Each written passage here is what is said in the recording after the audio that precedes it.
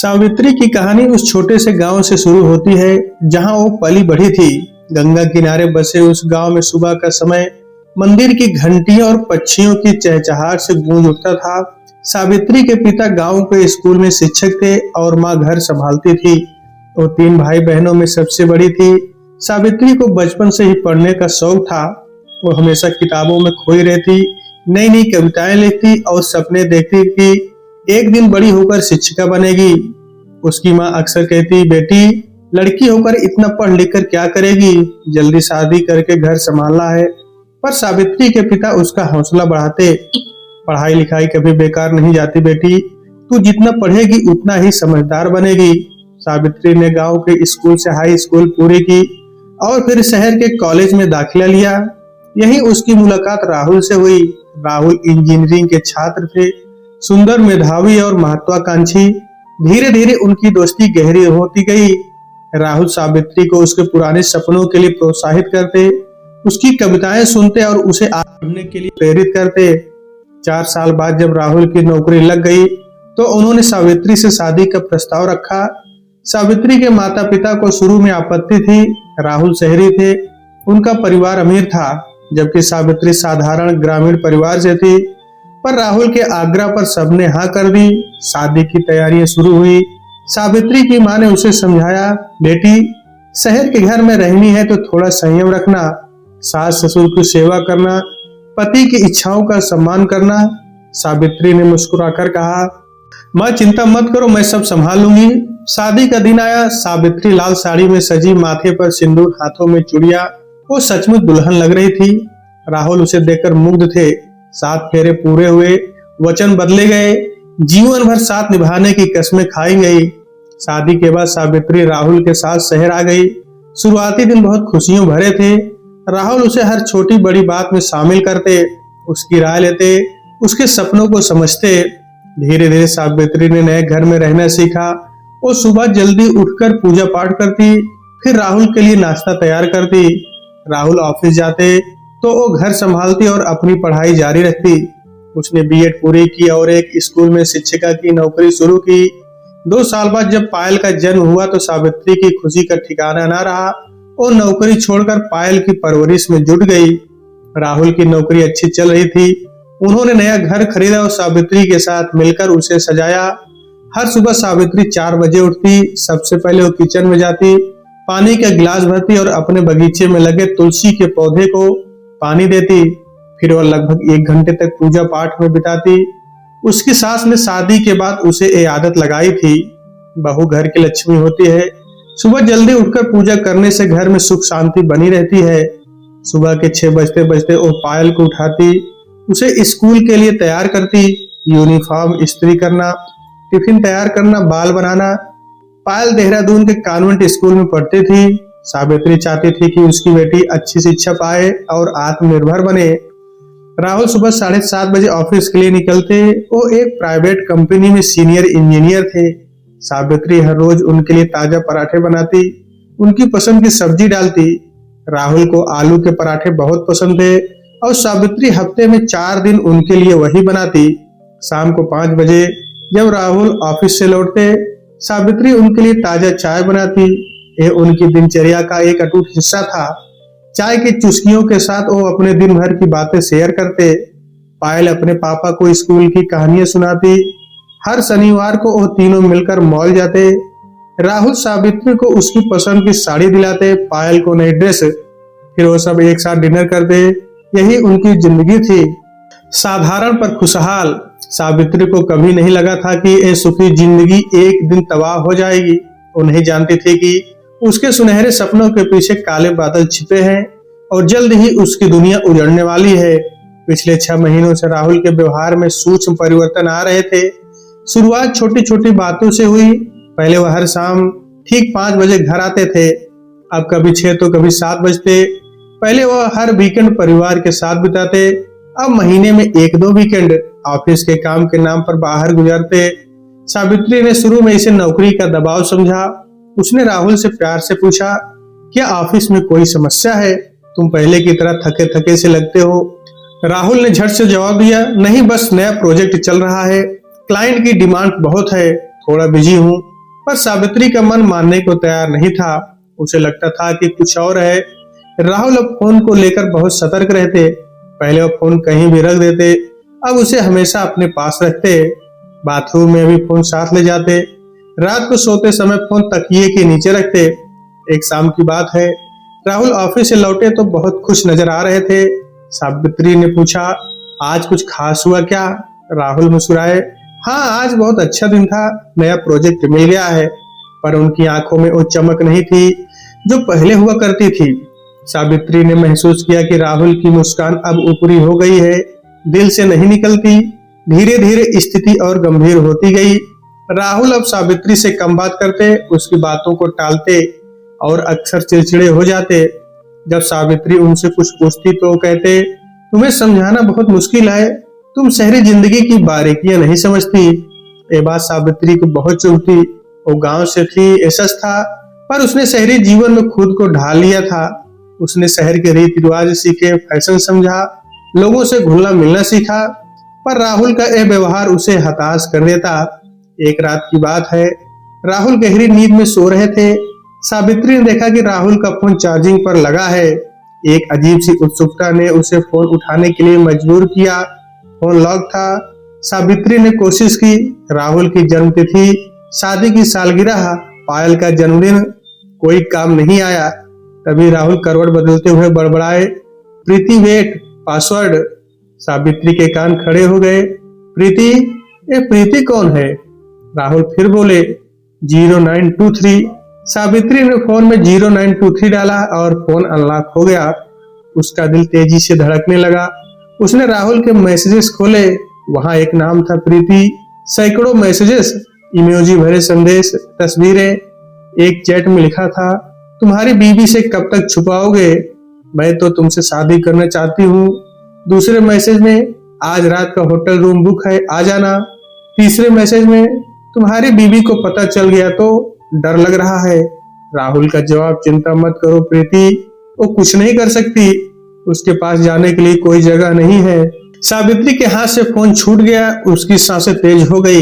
आंखों के सामने अंधेरा छा गया। वो बेहोश होकर फर्श पर गिर पड़ी। जब उसकी आंख खुली तो वो अपने बेड पर थी। राहुल बगल में बैठे थे। डॉक्टर ने उसे इंजेक्शन लगाया था। क्या हुआ तुम्हें? राहुल ने पूछा। तुम अचानक बेहोश हो गई। सावित्री ने आंखें बंद कर ली। आंसू उसकी आंखों से नहीं बल्कि दिल से बह रहे थे। उसने कोई जवाब नहीं दिया। राहुल ने फिर पूछा, बोलो तो सही, क्या हुआ? सावित्री ने आंखें खोली और सीधे राहुल की आंखों में देखते हुए कहा, प्रीति कौन है? राहुल का चेहरा पल भर में पीला पड़ गया। उन्होंने झुठलाने की कोशिश की, किसकी प्रीति? मुझे नहीं पता तुम किसकी बात कर रही हो। सावित्री ने राहुल के फोन की स्क्रीन उनके सामने रख दी। ये सब क्या है? ये प्रीति कौन है जो तुमसे शादी करना चाहती है? ये होटल बुकिंग क्या है? राहुल कुछ देर चुप रहे। उनका चेहरा शर्म और गुस्से से लाल हो रहा था। फिर अचानक वो बोले, सुनो सावित्री, मैं तुमसे प्यार करता हूँ, पर मैं प्रीति से भी प्यार करता हूँ। वो मेरे बिजनेस पार्टनर की बेटी है। हम तीनों एक साथ रह सकते हैं। सावित्री के कानों पर विश्वास नहीं हुआ। तीनों साथ? क्या कह रहे हो तुम? ये कैसे संभव है? देखो आजकल ऐसा होता है। प्रीति ने कहा है कि वो तुम्हारे साथ रहने को तैयार है।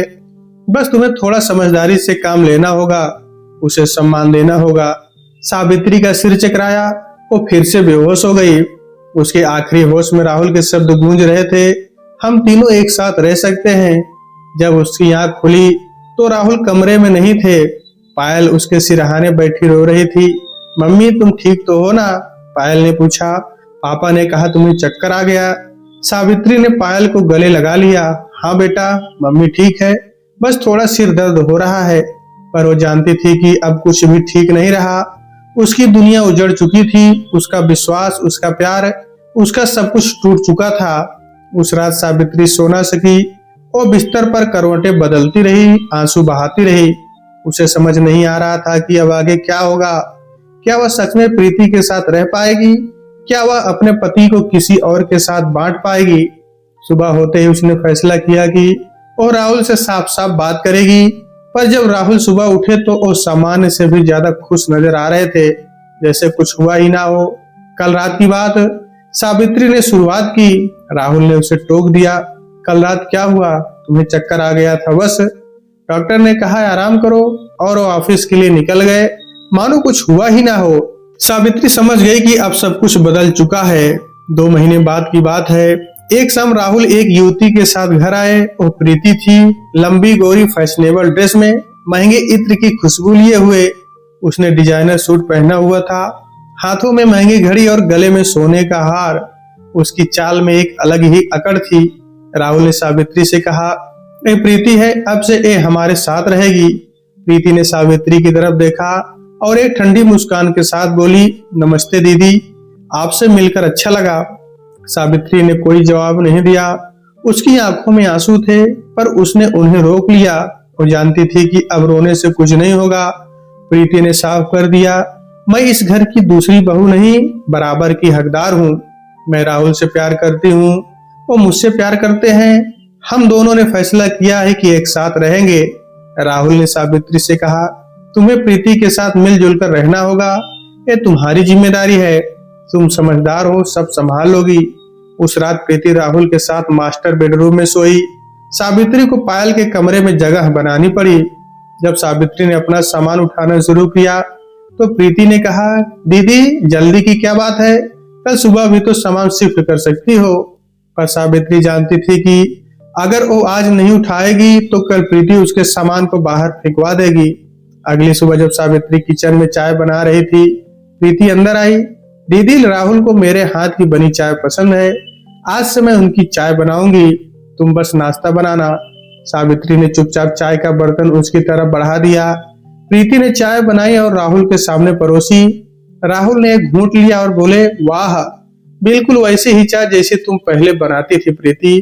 प्रीति मुस्कुराई। आपको याद है वो दिन जब हम पहली बार मिले थे और मैंने आपके लिए चाय बनाई थी? राहुल ने प्रीति की तरफ प्यार भरी नजरों से देखा। सावित्री वहीं खड़े खड़े ये सब देख रही थी। उसका दिल टूट रहा था, पर वह चुप रही। धीरे धीरे प्रीति ने पूरे घर पर कब्जा करना शुरू कर दिया। तीसरे दिन उसने सावित्री से कहा, दीदी मुझे बड़े कमरे की आदत है, तुम पायल के साथ छोटे कमरे में शिफ्ट हो जाओ। सावित्री ने विरोध किया, यह कमरा मेरा है, मैं यहाँ से नहीं जाऊंगी। प्रीति ने राहुल से शिकायत की। राहुल ने सावित्री से कहा, सावित्री तुम्हें प्रीति की बात माननी चाहिए, वो नहीं है, उसे बड़े कमरे की जरूरत है, पर यह मेरा कमरा है राहुल, हमने इसे साथ मिलकर सजाया था। सावित्री ने आवाज बुलंद की। राहुल गुस्से में बोले, तुम्हें याद दिला दूं कि एक घर मेरा है और मैं जिसे चाहूं जहां चाहूं रहने दो, या तो प्रीति की बात मानो या फिर जहां चाहो चली जाओ। सावित्री की आंखों में आंसू आ गए। वो जानती थी कि उसके पास जाने के लिए कोई जगह नहीं है। उसके माता पिता का घर दूर था और उनकी आर्थिक स्थिति ऐसी नहीं थी कि वो उसे संभाल सके। उसने चुपचाप अपना सामान बांध लिया और छोटे कमरे में चली गई। पायल जब स्कूल से लौटी तो वो हैरान रह गई, मम्मी हमारा कमरा क्यों बदल दिया? सावित्री ने समझाया, बेटा प्रीति चाची को बड़े कमरे की जरूरत है, हम थोड़े दिन इस कमरे में रह लेंगे। पर पायल समझदार हो चुकी थी, नहीं मम्मी यह गलत है, यह हमारा कमरा है, प्रीति चाची यहाँ क्यों रह रही है? सावित्री ने पायल को गले लगाया। कभी कभी बड़ों के फैसले हमें समझ नहीं आते, पर हमें मानने पड़ते हैं। अगले कुछ दिनों में प्रीति ने घर का पूरा कंट्रोल अपने हाथों में ले लिया।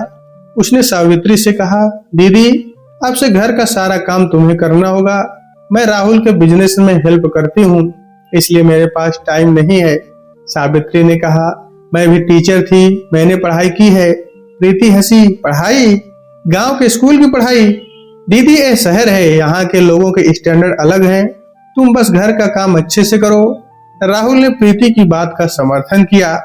सावित्री, प्रीति सही कह रही है, तुम्हें घर संभालना आता है, उसे बिजनेस, हर कोई अपना अपना काम करे। अब सावित्री पूरे दिन घर के काम में उलझी रहती। सुबह 4 बजे उठना, पूजा पाठ, फिर नाश्ता बनाना, घर की सफाई, कपड़े धोना, खाना बनाना। शाम तक वो थक कर चूर हो जाती। एक दिन प्रीति ने पायल से कहा, मुझे चाची कहकर बुलाओ। पायल ने इनकार कर दिया, तुम मेरी चाची नहीं हो, तुम एक अजनबी हो जो हमारे घर में घुस आई हो। प्रीति ने राहुल से शिकायत की और राहुल ने पायल को डांटा, प्रीति चाची तुम्हारी अच्छी चाहती हैं, उनकी बात मानो।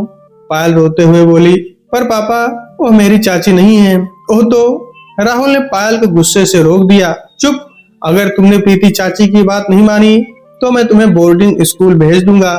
पायल डर गई और उसने प्रीति को चाची कहना शुरू कर दिया, पर दिल से वो उसे कभी स्वीकार नहीं कर पाई। अब सावित्री के लिए हर दिन एक नई यातना बन गई।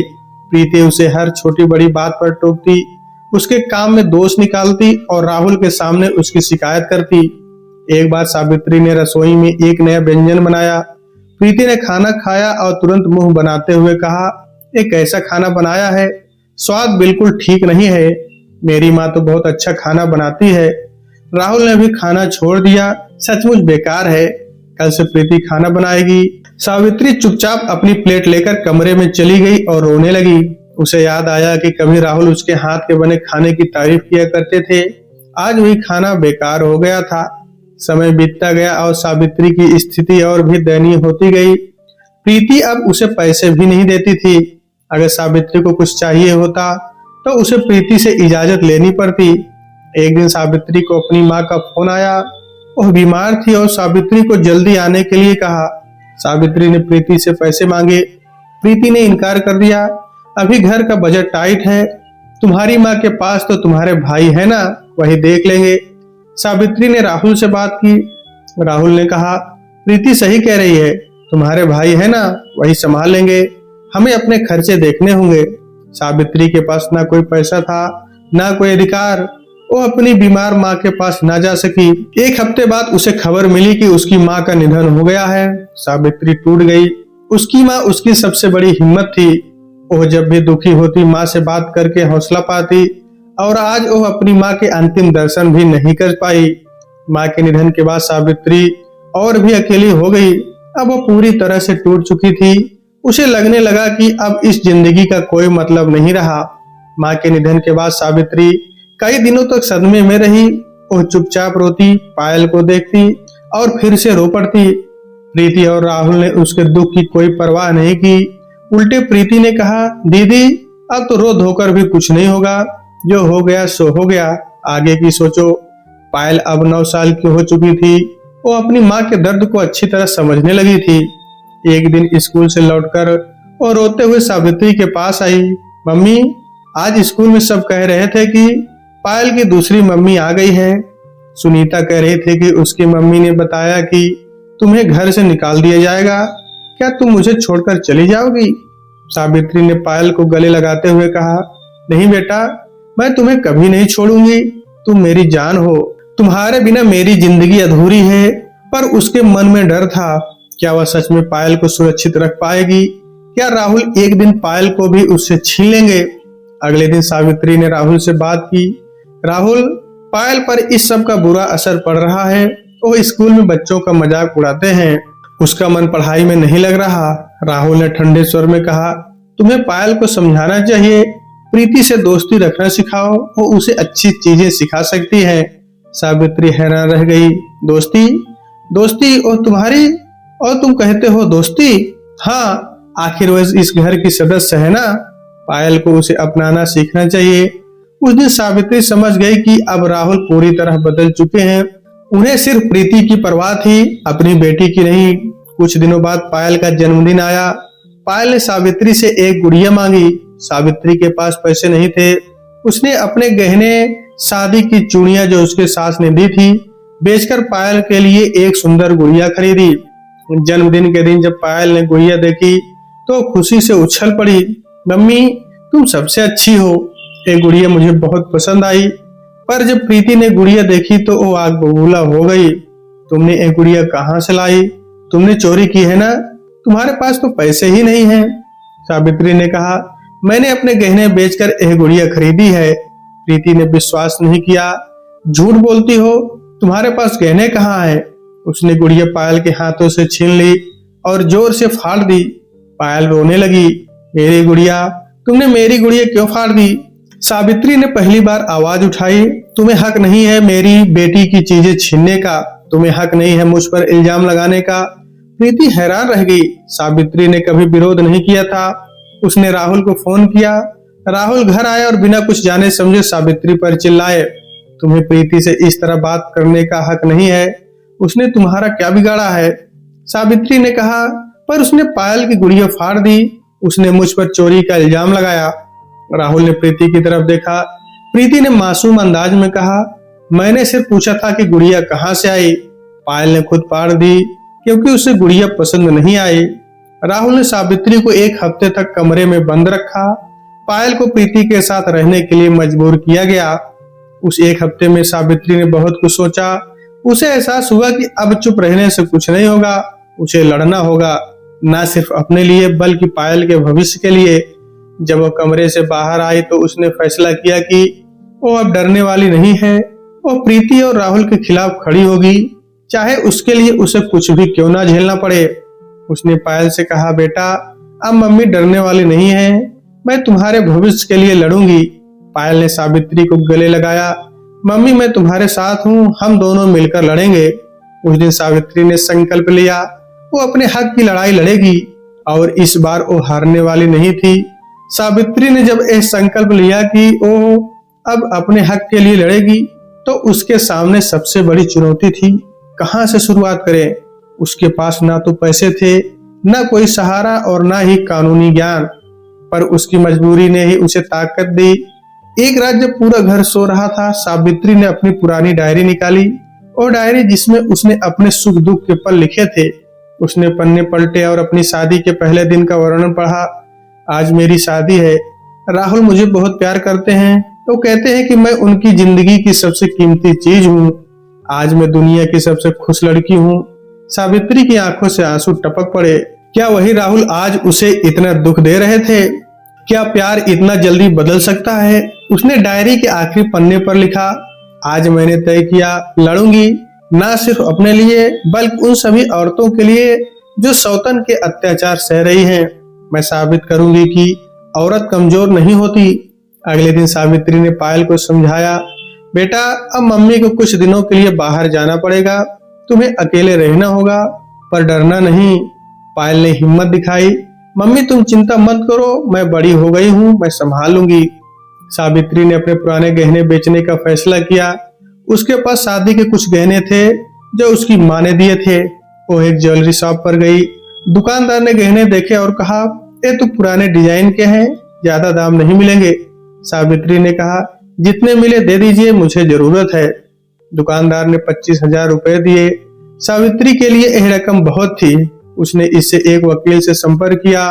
वकील मित्तल एक बुजुर्ग व्यक्ति थे जिन्होंने ऐसे कई केस लड़े थे। उन्होंने सावित्री की पूरी कहानी सुनी और कहा, बेटी तुम्हारे पास केस है पर सबूत चाहिए, तुम्हें सबूत जुटाने होंगे। सावित्री ने पूछा, कैसे सबूत जुटाऊं? वकील मित्तल ने समझाया, राहुल और प्रीति की बातचीत रिकॉर्ड करो, उनके व्यवहार के सबूत इकट्ठा करो और सबसे जरूरी अपनी आर्थिक निर्भरता के सबूत। सावित्री घर लौटी तो उसने एक योजना बनाई। उसने अपने पुराने मोबाइल में रिकॉर्डिंग ऐप डाउनलोड किया और छोटा सा कैमरा खरीदा। अब वो राहुल और प्रीति की बातचीत रिकॉर्ड करने लगी। एक शाम की बात है, राहुल और प्रीति ड्राइंग रूम में बैठे थे। सावित्री रसोई में काम कर रही थी और उसने रिकॉर्डिंग शुरू की। प्रीति बोली, राहुल सावित्री को इस घर से निकालो, मैं उसे देखना भी पसंद नहीं करती। राहुल ने कहा, तुम्हें पता है प्रीति, उसके पास जाने के लिए कोई जगह नहीं है, वो कहीं नहीं जा सकती, पर मैं उसे और नहीं देख सकती, वो हमारी जिंदगी में बाधा है। ठीक है, मैं कुछ करूंगा, तुम चिंता मत करो। यह रिकॉर्डिंग सावित्री के लिए एक महत्वपूर्ण सबूत थी। धीरे धीरे सावित्री ने और भी सबूत जुटाए। उसने प्रीति द्वारा उसे दिए गए मानसिक प्रताड़ना के सबूत एकत्र किए। एक बार प्रीति ने उसे पूरे दिन भूखा रखा था, उसका भी रिकॉर्ड रखा, पर सबसे मुश्किल था आर्थिक निर्भरता के सबूत जुटाना। सावित्री ने बैंक स्टेटमेंट, अपने नाम के कोई दस्तावेज और अपनी आय के स्रोत के सबूत ढूंढने शुरू किए। उसे पता चला कि उसका नाम किसी भी दस्तावेज में नहीं था। घर राहुल के नाम था, बैंक अकाउंट राहुल के नाम थे, यहाँ तक कि गाड़ी भी राहुल के नाम थी।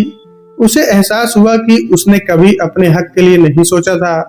एक दिन उसने राहुल से कहा, मुझे कुछ पैसे चाहिए, मैं अपने लिए कुछ कपड़े खरीदना चाहती हूँ। प्रीति ने तुरंत टोका, तुम्हें कपड़ों की क्या जरूरत, तुम तो घर में ही रहती हो। राहुल ने भी मना कर दिया। सावित्री ने यह बातचीत भी रिकॉर्ड कर ली। अब सावित्री के पास पर्याप्त सबूत थे। उसने वकील मित्तल के साथ मिलकर केस तैयार किया।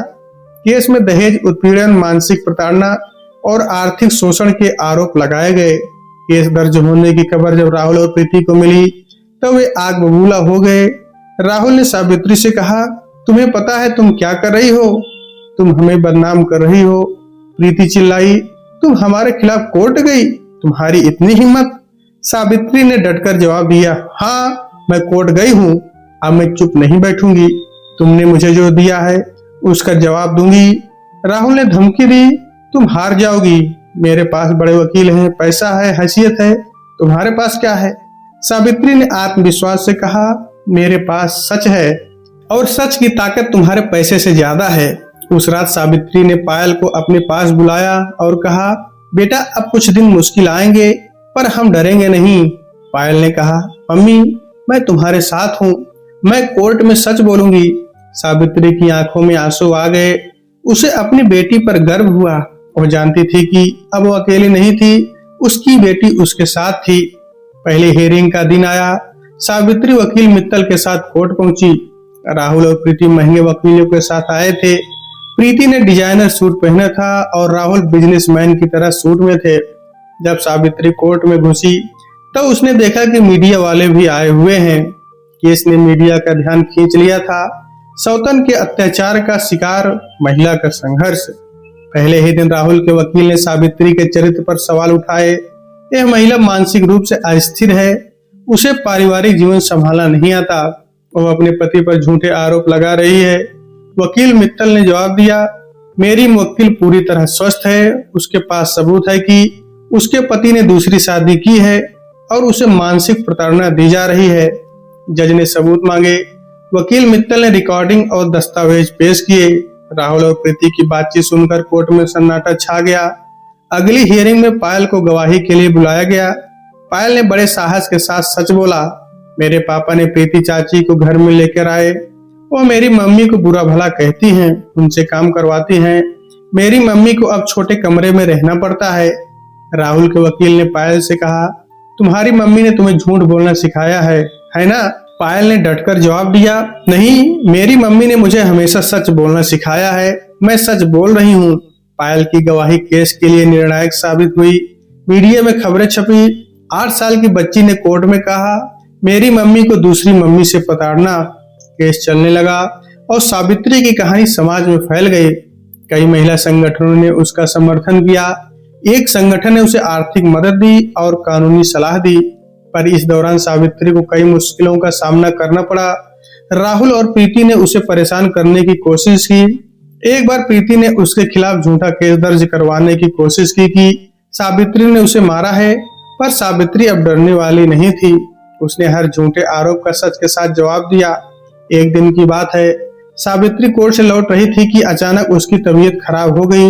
वो बेहोश हो गई और उसे हॉस्पिटल ले जाया गया। डॉक्टर ने जांच के बाद बताया कि सावित्री को कैंसर है और महज 6 महीने की उम्र बची है। एक खबर सुनकर सावित्री टूट गई। उसे लगा कि अब सब कुछ खत्म हो गया, पर फिर उसने सोचा, नहीं, मैं हार नहीं मानूंगी। अगर मरना भी है तो लड़ते हुए मरूंगी। उसने डॉक्टर से कहा, मैं अपना इलाज कराऊंगी, मुझे जीना है, अपनी बेटी के लिए, अपने हक के लिए। पर इलाज के लिए पैसे की जरूरत थी। सावित्री ने राहुल से मदद मांगी, पर उन्होंने मना कर दिया। तुम्हारा इलाज कराने में बहुत पैसा लगेगा, हम प्रीति के बच्चे के लिए पैसे बचा रहे हैं। सावित्री ने महिला संगठनों की मदद से इलाज शुरू करवाया। केमोथेरेपी के दौरान वह बहुत कमजोर हो गई, पर उसने हार नहीं मानी। वो व्हील चेयर पर कोर्ट जाती, अपना केस लड़ती। उसके संघर्ष ने लोगों का दिल छू लिया। कई लोगों ने उसकी मदद की, उसके इलाज के लिए पैसे दिए। आखिरकार केस का फैसला आना था।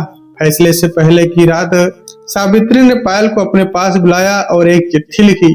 मेरी प्यारी बेटी पायल, अगर तुम ये चिट्ठी पढ़ रही हो तो शायद मैं तुम्हारे साथ नहीं हूँ, पर याद रखना, माँ हमेशा तुम्हारे साथ है, तुम्हारे दिल में, तुम्हारी यादों में।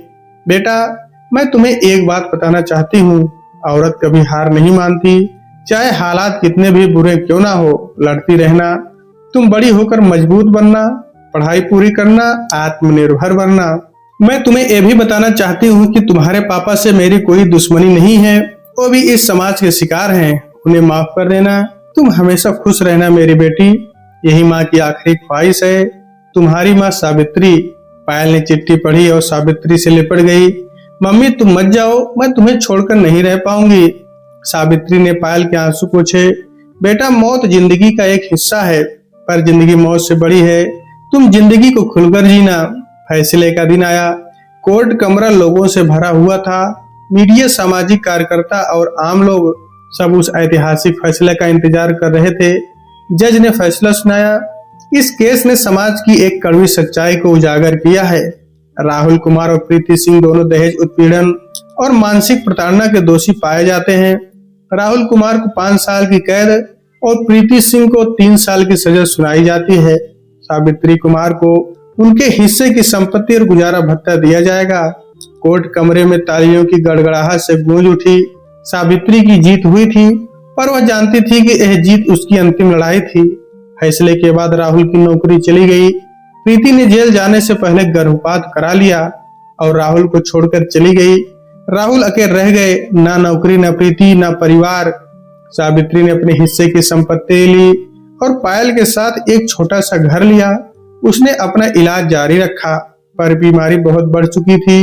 अपने आखिरी दिनों में सावित्री ने सावित्री फाउंडेशन की स्थापना की, एक संस्था जो सौतन के अत्याचार सहने वाली औरतों की मदद करती। एक शाम सावित्री ने पायल को अपने पास बुलाया। बेटा मैं जा रही हूँ, पर तुम्हें एक वादा करना है। तुम इस फाउंडेशन को आगे बढ़ाओगी और औरतों की मदद करोगी। पायल ने आंसू पोंछते हुए कहा, वादा मम्मी, मैं तुम्हारे काम को आगे बढ़ाऊंगी। उस रात सावित्री ने आखिरी सांस ली। उसके चेहरे पर शांति थी, शायद इसलिए कि वह जानती थी कि उसने अपनी जिंदगी की आखिरी लड़ाई जीत ली थी। सावित्री की अंतिम यात्रा में सैकड़ों लोग शामिल हुए। वे औरतें जिनको उसने मदद की, वे लोग जिन्होंने उसका संघर्ष देखा। उसकी कब्र पर लिखा गया, यहाँ सोती है एक लड़ाकू औरत जिसने मरकर भी इंसाफ की लड़ाई जीती। आज पायल 30 साल की हो चुकी है।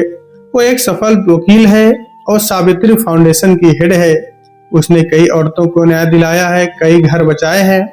राहुल जेल से छूटने के बाद अकेले रह गए हैं। प्रीति ने दूसरी शादी कर ली है।